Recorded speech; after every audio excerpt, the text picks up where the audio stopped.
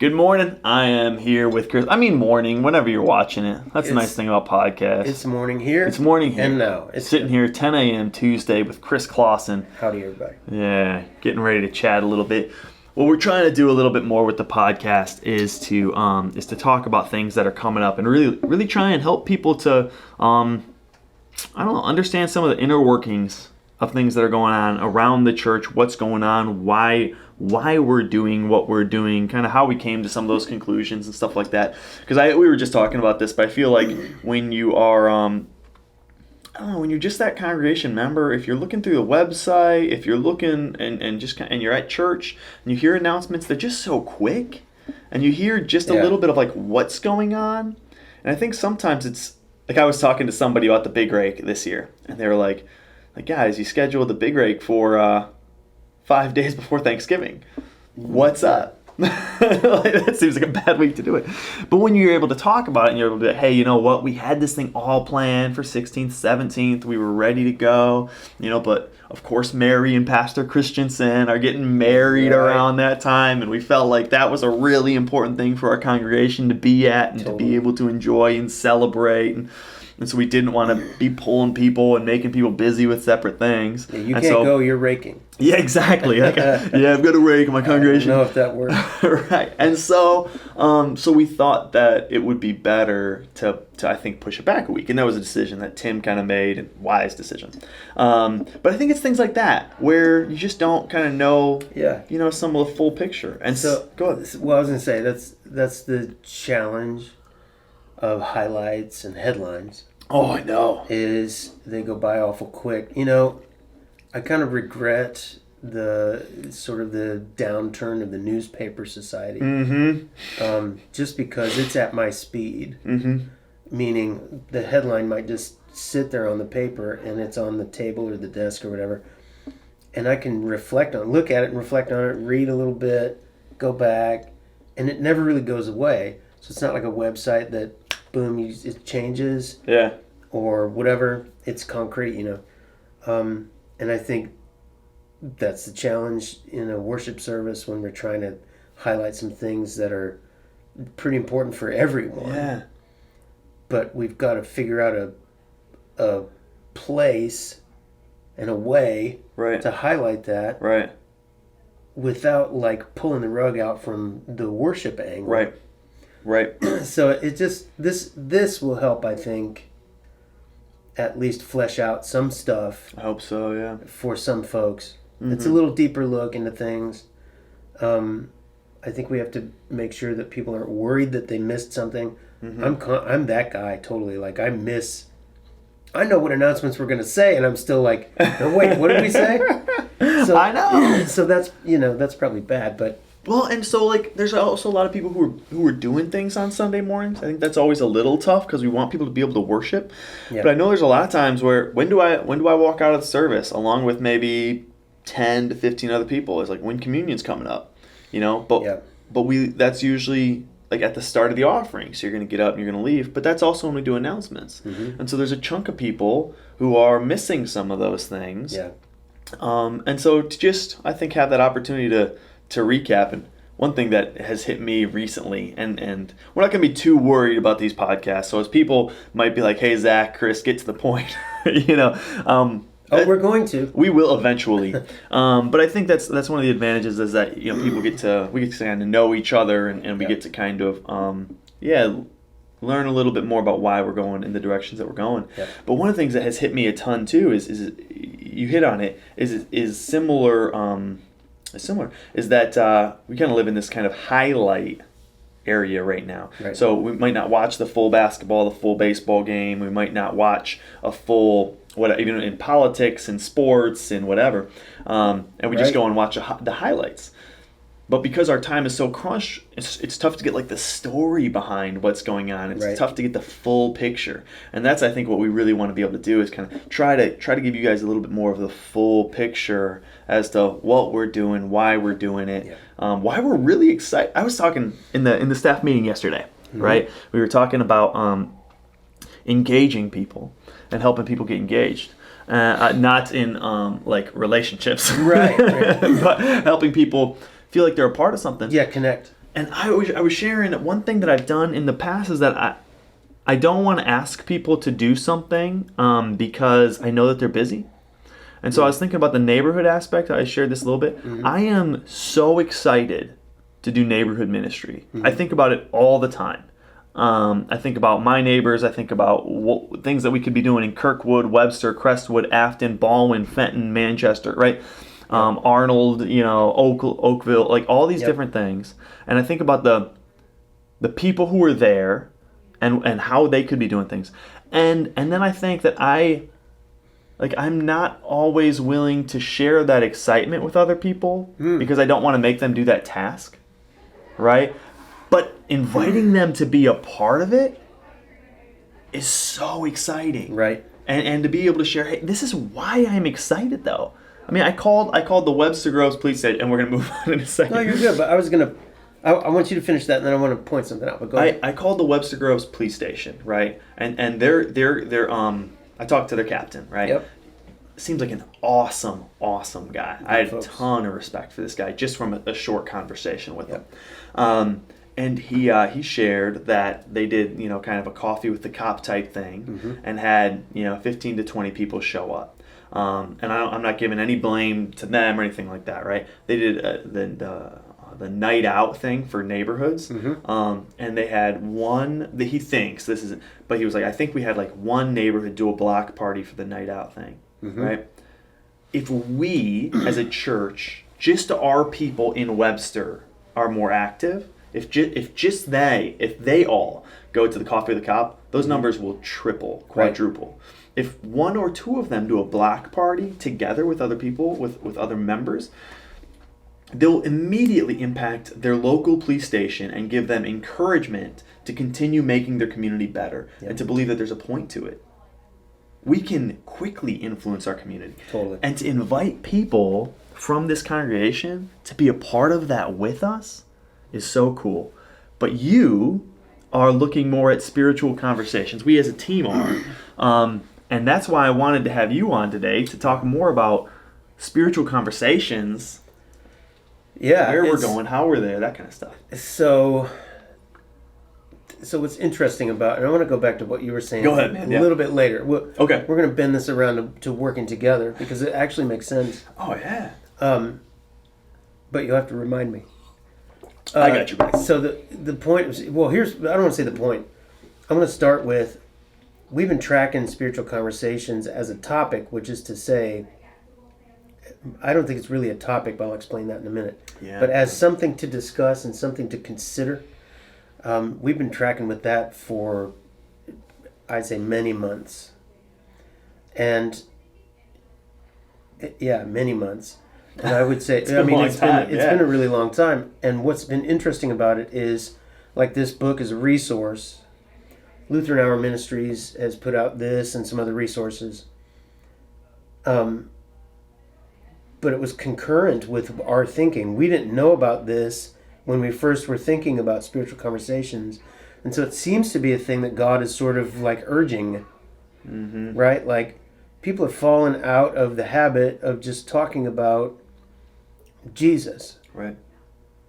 And there's a lot of fear. The world has sort of shut the door on those conversations, or the perception is that anyway. The world shuts the door on that because Jesus is offensive. Well, okay, Jesus is offensive, and he actually said he was going to be offensive. And that was a setup, right? He's saying, look, this is going to happen. Right. Don't worry about it. Right. And I can't remember, in truth, the last time I had a conversation, spiritual conversation, with anybody, and they were offended. I can't remember that actually happening to me. I can remember having tough conversations. I want to ask you Go ahead. a question on that, because I think that, so if you're in college and if you're maybe in certain areas, that could be tricky. And so I want to clarify what you're talking about when you're saying a spiritual conversation being offensive, because I think that sometimes you might be in college and you're kind of debating religion, right? Or you're kind of saying, like, here's my idea, and we're arguing a little bit, or right.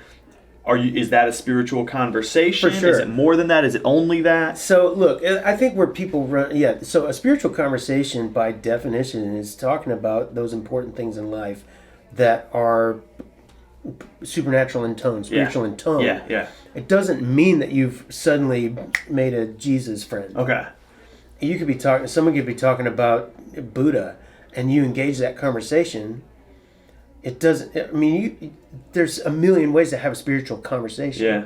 So it's what are we focused on? I was always taught, like, know what you believe and why you believe it. Sure. So very good, right? What is that Peter in there somewhere? Right? Yeah, right. Be prepared Exactly. to give a reason for the hope that you have. Exactly.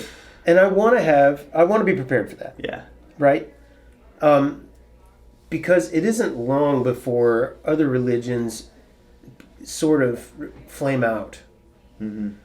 And I don't mean there won't be Buddhists. What I mean is a thoughtful person that I've experienced this anyway. A thoughtful person trying to sort out Buddha or trying to sort out Hinduism with its 1,000,000+ gods or whatever, eventually comes to the logical conclusion that this isn't getting it. And the reason all those other religions aren't getting it, I don't want to go too far into apologetics, but the reason those religions aren't getting it is because it's on you. Right? Most of them will say that you're flawed. Right. We would say sinner. Yeah. But they would say the human condition is a flawed condition. Right. If most of them say that, right, and all but Christianity says, therefore you have to try harder, right, how long before you're nuts? And you realize you can't fix yourself. I mean, you can't. Right. Even Paul said it best, right? He said, how come I do the things that I don't want to do, and I don't do the things that I should do? Right. That's the human existence. Yeah. By the way, I never think of Paul as actively sinning. Right. Like, he used to. Right? Like, he used to be a bad guy. He was horrible. I love that passage because he's like, no, I'm still pretty bad. Right. I'm forgiven. I'm loved. So my innate kind of value is high. Like, it's good. God has redeemed me, made me his child, gives me his inheritance. Right. But I still do bad things. Right. So the reality is, no one can bear that. Mm-hmm. No one can bear the thought or the weight of their own sins. And most of life is about avoiding that conversation, avoiding the thinking about it, right? Avoiding, maybe numbing, maybe entertaining, whatever it takes to just stay away from that area. Yeah. Right? I'm not saying we're inviting people into difficult conversations all the time. Right. But I am saying most people would agree that they're unfulfilled. That's exactly where I wanted to go, because have you heard any of like that felt need kind of statistics, resources, information about people struggling with where they are, and so deep down they really want these spiritual conversations? Sure. What makes you think that people do want these spiritual conversations? So I've had spiritual conversations ranging from people who would espouse no belief system, just asking like, okay, so because it's in a book, the Bible, you believe these things? And I say, yeah, and I can draw connections between this and that and this and that. Right. Why that makes sense to me. Right. Why I believe that stuff. Right. Why I believe Jesus paid for my sins, etc. Right. So the whole gospel can be unpacked. Ask me your question again, because I started down that path you're good. And I left. Why do you think that like your neighbor Harold, right, who's not a Christian, who doesn't really talk much about he doesn't really have any spiritual conversations. Why do you think he wants to have them? Or do you? And then if so, why do you think? So I think I don't know if I know the answer to that question. I think I know the answer to when someone wants to have a spiritual conversation, what can I do? Okay. Right? Sure. So am I like prying open the door of spiritual conversation with every neighbor? Right. Not particularly. Sure. I'm kind of letting God feed me the people that maybe he's prepared to have conversations. So let me put it this way. Sure. I'm not hunting spiritual conversations. Yeah. I am in tune with what's going on around me and listening for when they appear to want to crop up. Yeah. Right? So it's a little bit Yeah. different. I guess I'm looking for them, Sure, but sure. I'm not forcing them every direction. I like that. Okay, I'm not. I'm looking for them, but I'm waiting for the moments that it seems like God has sort of ordained. And that's a tricky word.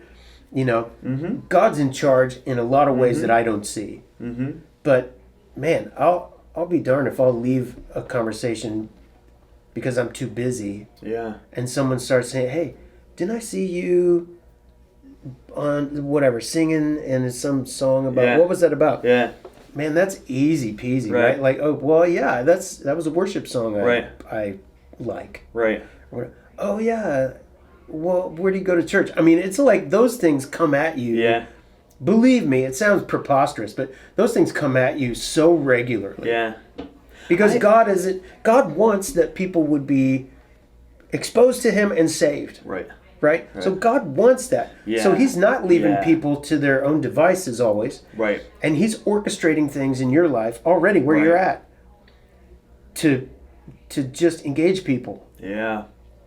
All you have to do is be willing, Do you oh, right. right? Willing, prepared, ready, open, Yep. aware. Yeah. Many of those things describe what we have to do, but the truth is, Right. be listening. Right. Be listening for where God seems to be driving the bus, Right. and then be open to just, okay, I'll spend a minute here and we'll talk. So there's a few different things that have been, I think, going on that research that we've seen and just kind of studies and conversations that we've had with different people or different organizations that has been I don't know, raising our awareness, I think, for the need for this, right?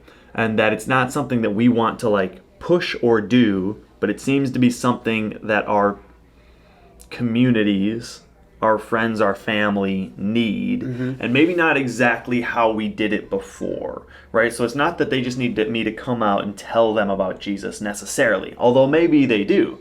But these spiritual conversations that I think that you're talking about, I think, aren't only for non-Christians. No, it's for anybody. I have them in my family, and it counts. I have them with you, and it counts. I have them at the grocery store, Right. and it totally counts. I have them at the library, quietly, Right? and it counts. All these things, because what? I'm charged as a dad to raise up my children, to lead my family in the way that they should go.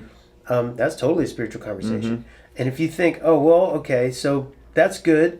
That's the right thing to do, but that's low-hanging fruit. Yeah, take the low-hanging fruit. Take the low-hanging fruit. Absolutely. Right? Take it. Well, can I jump At the in real worst, quick? let me throw this Yeah, in, go then ahead, you jump finish. in. At the worst, doing that, me talking with you, Right. gets me jazzed about the Spirit and prepares me to have a conversation with somebody else who's not enthused. And that's where I was going a little bit back with, helping people get engaged, right? Yep. It's like, I don't want to ask people to do things, and that's true, but these spiritual conversations, serving with people, doing something important together, actually gets you more excited Totally. to make a difference with your life, Yep. right? Yeah, one of the things I was thinking about as you were sharing this, and you're like, it's low-hanging fruit, the amount of kids who we have who grow up and kind of leave the church, right? It's not a small number, No. right? And I've sat in conversations before with middle school, high school kids who are with I don't know, somebody quote unquote higher, right, in the more mature in their faith or whatever. Okay. And they've said something like, "Hey, I've got questions about this." Yep. And I've literally heard, this is not, Pastor King or Christensen or you or me or that I know of around here, but they've literally said like, I know it's a big question for you and you struggle. They're just like, don't think about it. Just move past it. Yeah, and don't. no. And I'm like, no. That's terrible advice. Think about it. That's terrible Struggle through it. Wrestle through it. Have a spiritual conversation where you really explore with your kid how God sends people to hell. They're going to struggle with that. Look it up. Exactly, Right? look it up. What is this is the question I almost always That's want a to ask. tough question. There's so many though tough questions, and the answer, okay, look, I'm equipped in a lot of ways. Sure. And I recognize that. And I've studied some things, and I've been through classes and seminars and whatever. It all counts as me, like, driving toward the goal. Right. Right. But the reality is, there's tons of stuff that I'm like, oh man, let's look that up. Right. I'm not so equipped that I'm just like, well, I'm the Bible Answer Man. And in fact, the Bible Answer Man kind of moniker makes me nuts a little bit. It's like, no, man, you really need to go back and look. Right. But that's what I suggest to almost anybody. Like, well, what does the Word say about that? Right. So if you and I are talking, well, we need to look at what the Word says about that. What does the Word say about hell? Right. What does the Word say about idolatry? What does the Word say about this? What about that? And that's where I'm going to put it with my children and my family. Yep. Right? Yep. My congregation. That's where I'm going to put that stuff. Right. Someone else...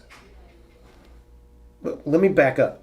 The motivation for all of this stuff is to know God better, who is both knowable and completely unknowable. But he tells us things about himself, and that's what's knowable. So the motivation there is to know God better. I want to do that. Encounter God. I want to do that. But also, I'm not trying to be right. Hear that. I don't want to argue anybody into the kingdom, because never does that happen. Right. I don't want to be right. There are times when I know I've argued from that perspective, and every time I'm like, gosh, that's the worst. So stupid. Why did I do that? Even if you win, you lose. So, yeah, right. So what am I trying to do? I'm trying to prove my love for you. Right. That's what I'm trying to do. So wherever you're at with God, you're way up here, you love going to church, you're serving, blah, blah, blah. Or you're way down here, you hate God. Right. Everything about God makes you sick to your stomach. I still am called to the same behavior towards you. I'm going to love you. Right. And that's where I've got to hang up the phone at the end of the day. That's where it's like, when we finish, if you don't feel more loved by me, I've flopped. Right. Okay? I don't want you to think, well, he was trying to be right. Right. He's trying to bend my mind around. No, I want you to think, man, I don't know about Christianity, or I don't know about idolatry, but I know that I've just had a loving conversation. That's important. Yeah. I'm thinking about a couple of different things right now, so I'm going to try and run through. But we've been talking a lot about members at Webster Gardens who, like we said, who aren't necessarily engaged, and it's not always their fault that they're not engaged. Right. We all have a part to play, but I do think about people around Webster who are either members or just in our community who, I mean, the real problem is that we're not always loving towards each other. You're right. Right? And I don't mean I might smile at you on Sunday, and I might, be very friendly, be very kind. Yeah. But loving and helping you find and discover a good friendship, right? We're not always doing that. And I think that I think is part of what we're looking at and what we're trying to address is you shared a New York Post article, I think, this spring that was saying that the average American hasn't made a friend in 5 years. Right. 5 years. It's a crazy amount of time. It's a crazy amount of time. And as I talk to people, it seems very realistic. Yeah. Right? And I was talking I was at men's ministry a week and a half ago. We've got another one coming up this Thursday.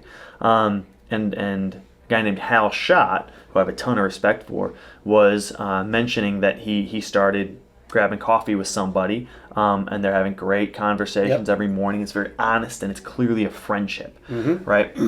And I share that story because it's a unique story. Yeah. I don't want that to be a unique story. But the way that we get there is by talking about honest things and not just talking, but caring about the person who we're talking towards. Right. And this, I think, comes back a little bit, is that I used to have a lot of conversations with people or be a part of conversations between people where they'd be talking towards each other about a higher topic, like a valuable topic, right? So maybe they're talking about abortion, or maybe they're talking about some politic thing, or they're even talking about Christianity and forgiveness. Yeah. But to the person who they were talking to, they were very unloving. Yeah. Right? They're very passionate about the people who they were talking about, but to the person who they were talking to, they were very unloving. Yeah. And I think you're hitting, the nail on the head a lot with these spiritual conversations is that if we have to love the people who are around us, not act like it. We have to love them. And it's always going to be a challenge, but... So the value, man, I can't stress this enough. The value of what you're building here with small groups, neighborhood groups, these interactive places where people get together. The value of that is you can't manifest actual love for your neighbor in 5 to 60 minutes. Yeah. Right? So if you're trying to get all of your fellowship love cooked and served on Sunday morning, you're going to fail. Mm-hmm. There's not enough time to make that work. Can I talk with people, interact with people, help them understand that I do love them? Yes, but I'm talking about seconds worth of reaching people. Right. Not those moments and hours where life is happening together. Right. And you really know, bottom line, that you're loved. Like, I need to know that. Right. You know, and I think everyone has a gap there. They need to know that. And Sunday morning isn't gonna get all that. No. It just never does. Sunday morning is like just it's like a mile marker on the road. Mm-hmm. Right? Like, oh, there's one.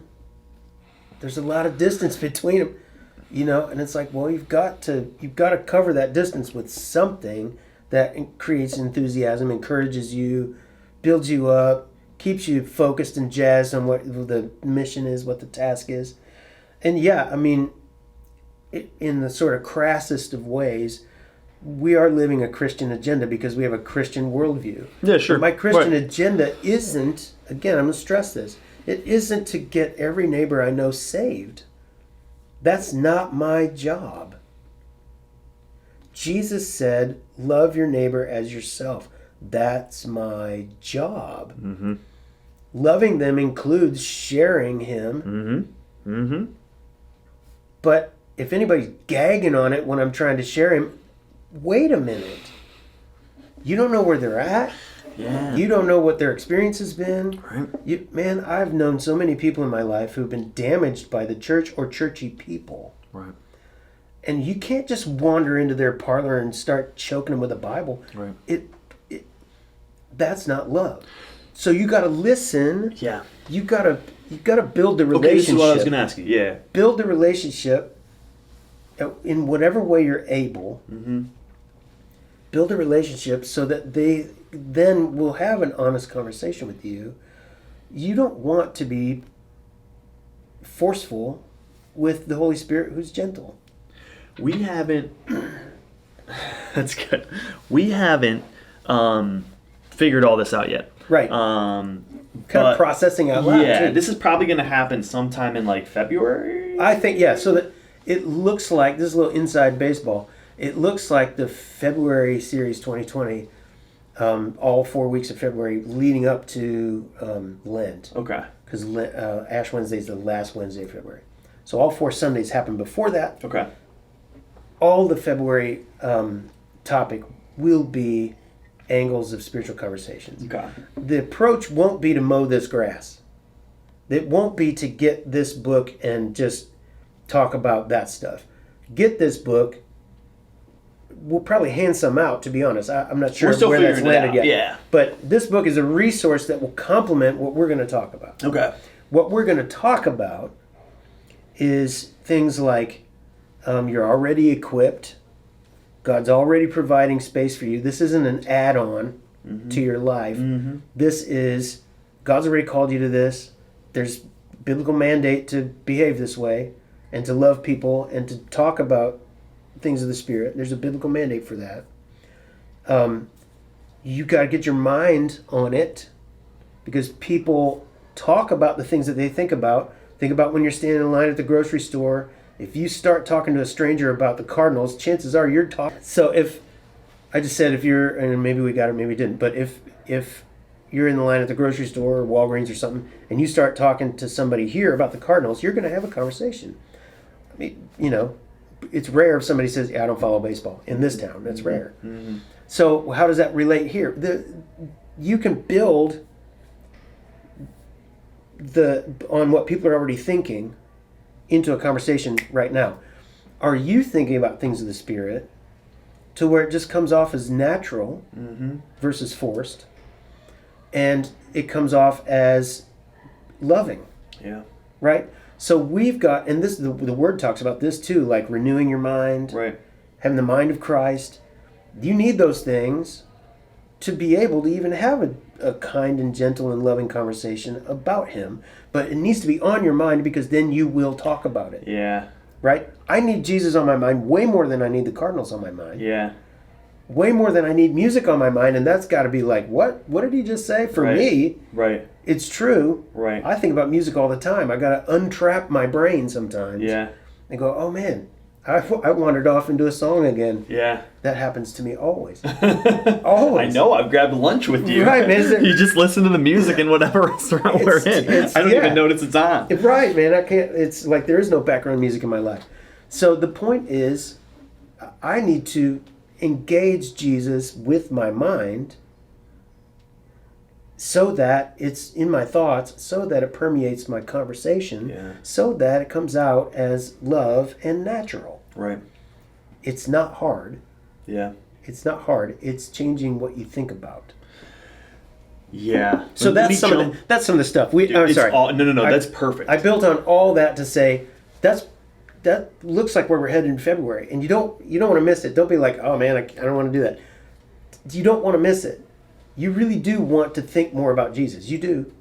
If you say you don't, man, check yourself. And I think it's an awareness just to us as a congregation. I went to the Spiritual Life conference with you. Yeah. And Amy Melzer and the Ramers were there, and Harold Melzer was there. We had a nice turnout. And it was actually really cool, and we had good. I think it was good to be around around the table with those people. There were other people from our congregation there too. Yep. I think maybe Teresa Nelson was there. She was there.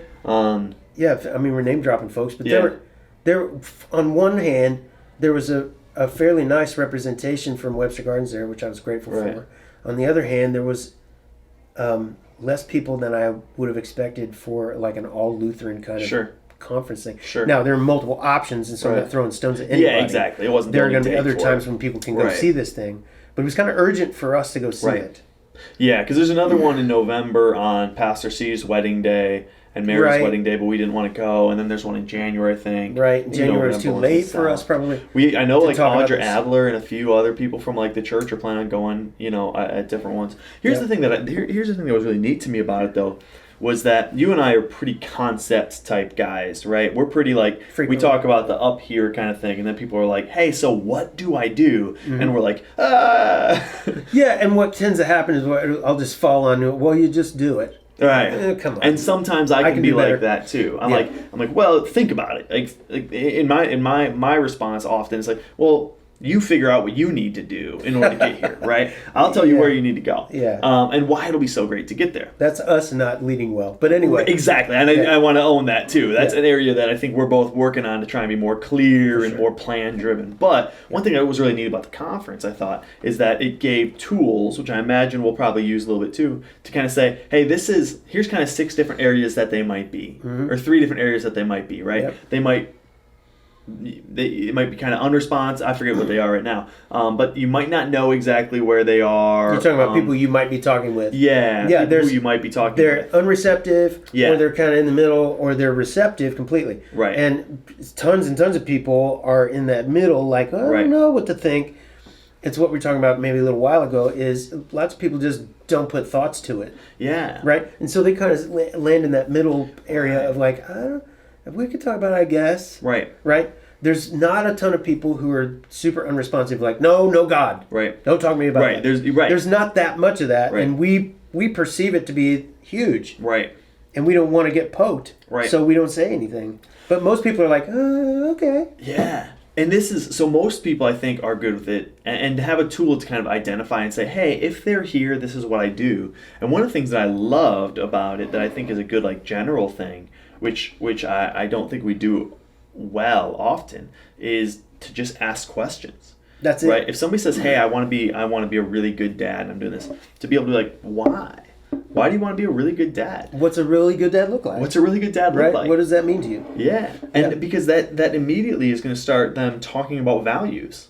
Right. Right? And one of the reasons I think, going back to the post article that we were talking about, is I think that one of the reasons we don't have friendships is we don't talk with each other about important things. Right. We talk about the weather, we talk about the Cardinals, we talk about these things, but we don't talk a lot. And we know this because Barna and people came out, right? Barna partnered with LHM and these things to say that people are having like a spiritual a spiritual conversation a year? I mean, it's something crazy. No, yeah, that means that they're talking about their values and what it doesn't mean they're talking about Jesus once a year. It means that they're talking about their belief in kind of the higher values, powers, whatever, once a year. Yeah, and people who are insane. So and it's in this book and some of the other resources, but like it might be up to 12 times a year. I don't remember, but it's very little. It's pretty normal. That's once a month. For Christians to report that. I'm pretty sure I have this research pretty close. It's pretty normal for Christians to say that they have about a spiritual conversation a month, like one per month. Right. So 10 to 12 times a year is what they're saying. Right. I'm shocked. Those are Christians. Yeah. And that's us. Right. I'm shocked. And the people on the high, I am kind of. And the people on the high end of the scale are reporting maybe 50 to 60 spiritual conversations in a year. Yeah. Which sounds kind of high until you think about, wait, I've let 300 days go by not saying anything to anyone or not engaging it when someone says something to me. Right. That's sad when you've got maybe 20% of your time is you have spiritual conversations and 80% is like, I don't really think about it, or I don't do it for whatever reason. That's freaky. They asked us in that seminar to write down about how many spiritual conversations you think you have in a year. Right. And I'm like, in a year, gosh, how many days are there? 365. I wrote 365, not because I'm proud of myself, sure, but because I really think every day I'm talking to somebody about it. Yeah. Now, okay, fair. I work in a church. Right. It's part of the gig. Right. But I'm also trying to raise my family up in this. Right. And I'm also kind of not shy about it. Right. In other scenarios. Right. So it could be higher than 365. Right. But the reality is, I think wherever we are, we can improve. Right. It's whatever's on your mind. I'm going to hammer that. Whatever's on your mind is what you want to talk about. Right. If you like cooking, you're going to be enthused about talking about some kind of angle of cooking, right? And you might find people that you want to talk to about that. Right. And if somebody brings it up, man, boom, you're there and you're ready to talk about cooking. I'm a pastry chef, man, check it out. Yeah. Well, that's the same thing. I'm just inviting you to the same thing. Yeah. Just with the Bible that you say you believe. Right. I think 5 to 10 years ago, it's funny because you'd see all these people doing CrossFit and they couldn't shut up about it. Right. They couldn't stop talking about it. It felt to me like it was everywhere, and I did none of it. It was everywhere. Clearly. And people people were so. The thing is, people who did it thought it would be best if their friends also did it. Right? They enjoyed it so much. So the community angle. Yeah. And because they cared, right? So, but they also believed in what they were doing. Right. Right? So they're practicing it. As they're practicing it, they're seeing that it works for them. Right? And they thoroughly enjoyed CrossFit. And the same thing goes for the people who were cooking and wine. It's just CrossFit, I think, was huge at that time. Yeah, but I mean, pick a topic. Right, pick a topic. Right. But the thing that works well for you, you kind of share with other people because you think it'll work well for them. Sure. Right? If they're at all similar to you. Right? And I think that's an area that you explore first, is to kind of say, all right, does this... All right, where are the areas that I'm struggling and struggling to have this work for me? If my church doesn't work for me, I'm probably not going to invite somebody else to come to that church. Right. Right. So I'm going to explore that and dwell in that and struggle through that. And same thing with these kids who are not sure if God exists because they're not sure what the deal is about God sending people to hell. Right. Right. And I'm going to keep coming back to just because it's a really hard question. It is a hard question. Yeah. But if they don't answer that, or struggle through it, they're not going to talk to other people about that. But Right. if they can wrestle through that with mom and dad, with other people, if you can wrestle through and kind of come through conclusions or answers to different questions, then you start, I think, to become excited and say, well, this thing works for me. And now I want to kind of just talk about it with other people because I believe that it'll work for them. See, okay, so, and I like where that's at because these analogies help me understand stuff better. Mm-hmm. And I don't think I'm unique. I think that's true for a lot of people. The CrossFit thing, look, if we did what's something similar to a flip test on that, Mm-hmm. okay? Let's take you in CrossFit. You believe it's helping you. Mm-hmm. Physical fitness, Mhm. health, internal Community, fitness, fun. community, fun, Yep. okay, all that stuff. So you believe all of that, and part of it is the dedication you have to it, the discipline of it. Discipline was Okay. big, yeah. Part of it's that, but part of it is you're seeing the fruit, Yep, right? that's And big part too. of it is the discipline of it causes you to have frequency with it, Right, and because you have frequency with it, right, it's on your mind. right. Okay, so flip that onto spirituality. Right. Oh wait, let me add something to that before we flip it. Mm-hmm. If you were at Schnucks and you're talking about CrossFit and you're, let's say, proselytizing, man, you're totally like about it, and you're talking. Anybody who wants to talk, you're talking about it, and you encounter somebody who's like, "Man, shut up! I've had enough of that CrossFit," and they start going off, and they're angry about People CrossFit. have people say that. Okay, right. So, and they're angry about it. And there's animosity there. Yeah. You don't go away going, "Oh, I can never talk about CrossFit again." You don't. You go, "Man, what's wrong with that guy?" Right. Right? Or I You realize start maybe thinking I've about- tried to force something on that person. Okay, and yeah. I need to back off. Right. But your thought process doesn't shrink to a corner of like, Right. "Oh, CrossFit maybe is Right. bad." Right. Right? I shouldn't talk about it. Right. So flip it now into the Bible. You believe what the Word says. Right. You come in here and you say that. You act like that. I do. Right. I don't think I'm alone. Right. You need the discipline. Right. You see the fruit. Right. How many times we've talked about this? Right. How many times we read the Bible and go, "Gosh, why didn't I read more today? Oh my gosh. Why didn't I read this sooner?" So, yeah. Why Right. didn't I read for the last 3 days? Right. Yeah. What, I've like been what was I? unhappy, and if I had just spent Yeah. time with God, I'd be in a better place. So apply the discipline a little bit. You can tell the fruit is there. You're just like, "Oh, this feels so much better," right? And then you start thinking about it more. You've got to then launch into the same place when you're talking about it with somebody, where if they get wound up about it, you're not like, "Oh, I can never talk about Jesus again." Right. Instead, you're like, "Wow, that guy's hurting," Right. right? And you don't give up what you believe Right. so quickly. You wouldn't do it with CrossFit. Right. You wouldn't do it like in my family. We wouldn't do it with comic books. Right.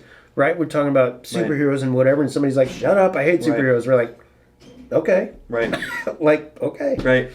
but we Can don't I- go. "Oh, I can't talk about Marvel comics anymore." This is the thing that's probably the most interesting to me about spiritual conversations and what we're talking about, asking people to do, is that we're not even asking people to necessarily go up to people and talk to them about No. Jesus, right? Because if and this comes back to me loving you and loving the person who I'm talking to, is that if you get angry with me because I'm talking to you too much about CrossFit or too much about Jesus or too much about whatever, right? I think as I care about you and love you, so again, using CrossFit or using whatever is I'm sharing that with you because I think it'll make your life better. Yeah, there's Right. value in it to you. Right. Hey, other person, Right. can you see the value of this? Right. And are you interested Right. in participating in this thing? Right. So if you get upset at me, I'm gonna kind of try and figure out why was what I doing the wrong thing. Right. Right? So I'm going to try and ask you, hey, so what are you how do you feel about the life that you're living? How do you feel about, right? Why does CrossFit seem like a bad idea to you? Or what is valuable to you? Because if I'm talking to you about CrossFit, I might find out that what's valuable to you is not like a healthy, long life. Maybe what's valuable to you is a great, meaningful life, but maybe not long. Right. You know what I mean? Maybe you're sitting there and you're like, no, I want to enjoy and experience every great aspect of this life, and I don't expect to be around here for a long time. Or I mean, it's like and that could be a crazy bet. But I think the idea is that what I need to do is I need to learn about you, right, and start discovering, okay, what does that person, how could I act towards that person that would bless their life even more? Thank you. Because maybe it's not CrossFit. We're going to take this to the absurd for a second. What you don't know is that that person's dog died in a CrossFit accident. Right. Something happened and boom. And they're, oh man, and they run screaming from the idea of CrossFit. Why? Right. Because there was damage there. Well, talk about, there's church damage, there's Christianity everywhere. damage, there's abuse of God's word damage that people have, and totally. And let's bring it back to reality for a second. Yeah. Much solid church work goes unrecognized in the world. Right. And it's okay. Right. Much damaging, ridiculous, are you kidding me stuff in the name of Jesus or even other gods gets publicized hugely. Mm-hmm. And so you think about those church communities that protest and might as well throw rocks at young women going into abortion clinics. Mm-hmm. I'm not talking about people with a little piece of tape standing there praying for people. Mm-hmm. I'm talking about people who are like calling them names and just all kinds of ugly stuff. And these are, quote, Christians. Yeah. Right? Right. And maybe now it's no wonder then that some of my friends... Yeah. And that's another thing, have some friends who aren't believers in... Absolutely. And, get it sorted out. Right. And love them. Right. But it's no wonder that some of my friends think that Christianity is bonkers because what gets publicized, which isn't the majority, and I know that, and you're not one of them, and I know that. Mm-hmm. But what gets publicized is the people who just mess it up. Right. And it's like, man, no, lead with love. Right. Love your neighbor. Don't throw rocks at your neighbor. Right. Don't tell them how right you are. Right. Don't be protesting this or that thing. That's not where we're at. Where we're at is interpersonal, love your neighbor, learn who they are. Mm-hmm. If they're open, learn about their trials and their struggles and the things that they value. Right. If they're not open, just love them and see what happens. Right. And then the same goes with like your small group and the people in the congregation and the people you do know and don't know. Right. Love them. Your neighbor is everybody. Jesus proved that. Right. And spiritual conversations can happen with every one of them. Be open to it. Right. It's not weird. It's not weird for me to have a spiritual conversation with any of the people in this room at any point. In the sanctuary I'm talking about. And it's not weird now for me to have it in my home. And it's not weird for me to have it anywhere when I find that that's where things are headed. Yeah, exactly. I'm not shy about it. Forcing it could be weird. Yeah, but when things are heading that way, it's I'm not a weird. spiritual hammer, but neither is God. Right. But God is preparing the hearts of people, even now. Right. And He's preparing. This is a way to say it. Maybe you buy it, maybe you don't. But He's preparing divine appointments for you to encounter folks, both believers and unbelievers, non-believers, pre-believers, whatever you want to say. He's creating environments and situations for you to be open and receptive to what His Spirit is saying so that you can then engage those people. And it might be low-hanging fruit, family, believers, other people you know. It might be like stuff that you would never imagine. Mm-hmm. Never imagine. But be open to it. Yeah. Be open to it. And then take those low-hanging fruit times, the times that I'm spending with you, and train yourself to think about it. Right. So that you can then engage it whenever it comes. This is what I keep saying this is what I'm most excited about. They can't all be what I'm most excited about. If you don't have two priorities, you have too many. That's right. But we were So I think what's going to be fun with this is that we get to give people a little bit of an action plan. Totally. One thing that was nice about the conference is it kind of said, hey, I love plans. I love getting things down on paper. Because I find that when I don't have a plan, nothing happens. And so Right. it just does. And I want things to happen. But they had you write down like the name of somebody who seems open to spiritual conversations. Right? The name of somebody who you're going to actually have a conversation with. A day that you're actually going to discover what your plan is, right? But that's one thing that I'm excited about this is that, and I don't know what all we're going to end up doing, but I know we've talked about things like to find your five, right? Identify 5 people around you who seem open to spiritual conversations. And then just being ready for conversations with those people whenever, especially those people, right? Because maybe as you practice that, you'll have more with other people. Disciplines that you can implement in your own life that will help you be ready for them. You know, so we've talked about like morning devos. So I know people who will like pray when they're in the car. That's it. You know, so that their mind is on it more throughout the day, and since they're in their car multiple times a day, it's just a natural trigger to do that. Or people who will do other things like that, where it's like I'm going to pray or I'm going to read a verse every time I see an ambulance, or every time I see this thing, or every time I experience just these triggers that kind of remind them to think about godly things throughout the day.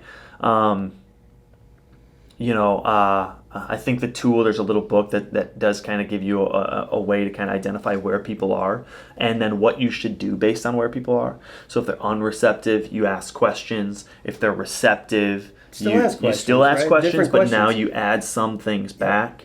When they're at a spot where they want to know about Jesus, you tell them about Jesus, right? So these kind of different levels. But I think to actually be given like some tools to say, hey, try this, right? Try this plan, and I think you'll have more spiritual conversations, or it'll at least get you to a spot where you want to have spiritual conversations. Right.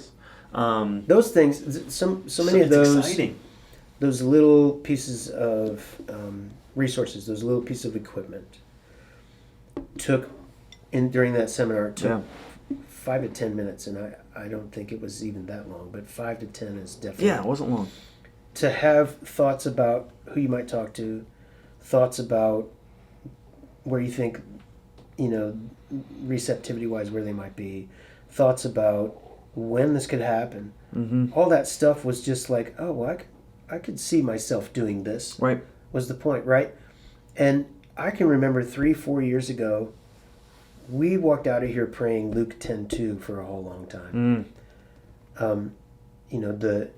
The harvest is ready, but the workers are few. Yeah. And there's nothing wrong with, like, Paul was all things to all people. He prepared himself to, like, he goes and speaks in Greece, and they've got all their gods, and he's got the ear of all these philosopher kings and whatever guys. And he starts telling them about their unknown God. Right? Well, he used what they already knew, combined with what he knew, to highlight Jesus. So he didn't need to run down the whole pantheon of gods and Zeus and blah, blah, blah. He didn't need to denigrate that stuff either. He didn't pull it down and say, what you guys believe is ridiculous. Yeah. What he said was, hey, you know that one God that you're not, like, you don't even know? Let me tell you about him. This is him.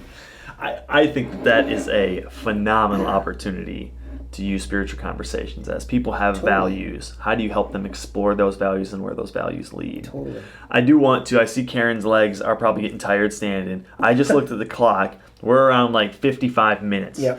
Now you all know how easily Chris and I can just talk to each other and why we have to drive ourselves to work. And I think we're not done. We could keep going.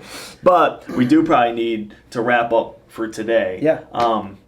But man, Chris, I know you're working with a team who's kind of looking to do this. I imagine that if more people wanted to be involved in this process, you'd be happy to let them... Getting late, but if you have thoughts, I want to hear them. Sure. Because what's happening is the outlines of what's going to happen will be done by this Friday. But there's going to be tweaking and maybe what we can use if people are inclined are good examples of both, like stories. yeah, stories. Yeah. Like I put myself out there and did spiritual conversation, and it surprisingly went well. I responded to God. I was standing at Deerberg's one time, and this happened, and Yep. whatever. I went for it one time and totally flopped, and Yep. here's what I learned from Yeah. it. All these different Yeah. kinds of angles That'd be good. would be valuable because I think they bring encouragement to Right. the whole, Right. right? And there's nothing wrong. I'm going to encourage everybody with this, and then you can land wherever you want. Yeah. In line with that, Luke 10:2, like you can pray to be a worker, Yeah. and you can pray things like, okay, God, prepare me. Mm-hmm. That simple. Mm-hmm. God, I want to be that witness that you call us to be. Help me. Like, show me an opportunity. Whatever. Just simple, short prayer. You don't need this hand wringing and pray for 15 minutes about it. Just, God, just do it. Show me. Yeah. Help me. Equip me. And maybe you'd be surprised at what happens when you just invite God to do something with you. You'll be surprised. This is my most basic, most regular prayer is, God, help me to want to do what I'm supposed to do. Right? Because I don't want to. And but I do want to. I appreciate it, Chris. I appreciate the work that you're doing. I appreciate the work that has been done. I love the work that Brogy's doing, that Lutheran Hour Ministries is doing. That I'm thankful that Barna partnered with them to do stuff. And so, just the resources. And I think ultimately people want friendships, people want meaningful relationships, and people struggle and hurt when they don't come to conclusions based on their fears. Yep. And so if we can help people explore their values and the holes in their values, and help them ultimately see Jesus loves them, and that's what's going to fill up all those holes and all those doubts, we are doing them a huge service. Yeah. And so how do we just get to a spot where we're doing that? I do want to just a couple things. I think Mistletoe Market is coming up soon, so check that out. I know that there's gonna be other things coming up. The Big Rake is obviously coming up, so register for that. There's so many things going on around here. Be aware, I'm probably gonna have Stacy or maybe Chris Alexu on soon to talk about the gingerbread house makeover. Just an opportunity to have tons of families come in and just enjoy life, right? We want to bless people's lives. Yep. Temporally and eternally. And so how are we doing that? There's tons and tons of different ways. Sign up for the Big Rake. I think that's all we've got for you today. We're going to let you go. Hope you guys have a great day. Enjoy some time with God. See ya.